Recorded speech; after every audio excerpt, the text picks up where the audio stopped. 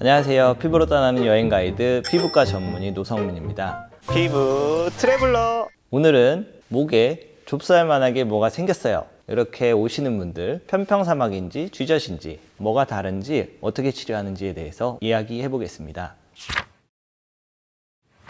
두 가지를 구분하는 방법. 먼저 결론부터 말씀드리면 표면은 사마귀는 조금 거칠고 쥐젖은 좀 부드러운 편이고요. 일단 근본적으로 이 두 개는 아예 다릅니다. 하나는 바이러스 감염이고 하나는 살이 그냥 늘어졌다라고 생각하시면 돼서 예후 번지는 거 이게 다르기 때문에 두 개는 아예 다르다고 생각하시면 됩니다. 유래가 있나요? 사마귀 그 어원은 아무도 몰라요. 저도 엄청 찾아봤는데 민간에서는 이거 이렇게 튀어나온 거 있잖아요. 그 사마귀 곤충이 와서 먹으면 없어진다 해가지고 그렇게 해서 사마귀란 얘기도 있고요. 모르겠어요. 뭐 다 썰이고 그냥 어떻게 생겼는지 아무도 몰라요. 쥐젖은 그냥 약간 생긴 게 뭔가 늘어진 그런 게 있어가지고 그냥 그게 쥐젖. 편평사마귀는 편평한 모양의 보통 지름 2mm 이하의 살색 혹은 황갈색의 그러한 좁쌀 모양의 판이 목과 얼굴에 주로 생기는데요.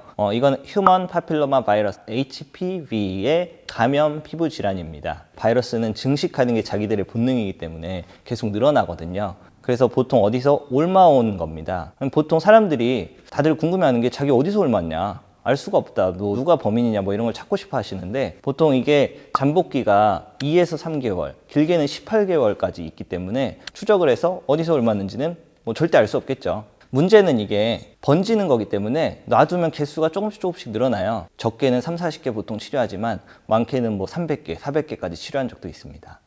한 번 만진다고 감염되는 건 아니고요.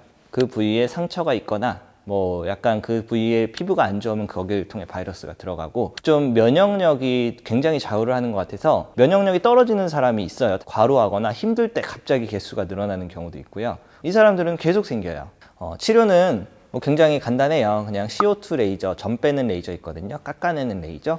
지지면 그냥 딱지 생기고 떨어지고 거의 대부분의 흉터 없이 깨끗이 없어집니다. 관리가 또 중요한데 일단 1번이 개수가 적을 때 치료하는 게 좋다고, 두 번째는 상처가 나지 않도록, 예를 들어 사마귀가 하나가 있는데 그 주위를 긁거나 거기를 만지고 다른 사람 만지거나 본인 몸 만지거나 이러면 옮을 수 있기 때문에 만지게 되면 손을 씻는 게 좋고요.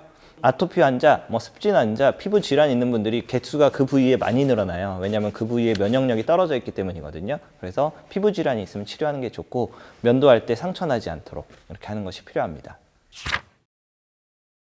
쥐젖은 일종의 그 노화 현상이에요. 그래서 살이 그냥 약간 나이 들면서 늘어진다라고 간단하게 생각하시면 되고요. 피부를 이르는 부위에 탄력섬이나 이런 게 힘이 떨어져서 좀 살이 늘어난다. 그 접히는 부위에 주로 생겨서 목, 사타구니, 겨드랑이, 눈꺼풀 이런 데에 잘 생깁니다. 치료는 이것도 CO2 레이저, 점 빼는 레이저로 간단히 제거하면 이건 뭐 재발 없이 깨끗이 잘 없어집니다. 사람들이 헷갈리시는 게 쥐젖 이거 빨리 안 없애면 번지는 거 아닌가요? 라고 질문을 하시는데 아닙니다. 편평사마귀는 번지지만 쥐젖은 번지는 게 아니고 하나씩 따로 생기는 거예요. 따로. 이게 사실 100% 미용적인 질환이고 치료를 하지 않아도 되거든요. 근데 이제 제가 보면 이걸 못 참는 사람 있잖아요. 막 만지고 피나고 그런 분은 그냥 속 편히 제거하시는 게 좋은 것 같습니다. 오늘은 편평사마귀인지 쥐젖인지 어떻게 구분하는지 어떻게 치료하는지 어떻게 다른지에 대해서 이야기했습니다. 오늘 내용 마음에 드셨으면 구독, 좋아요 눌러주시고 저는 다음에 또 다른 피부 고민으로 찾아오겠습니다. 많은 시청 바랍니다. 끝.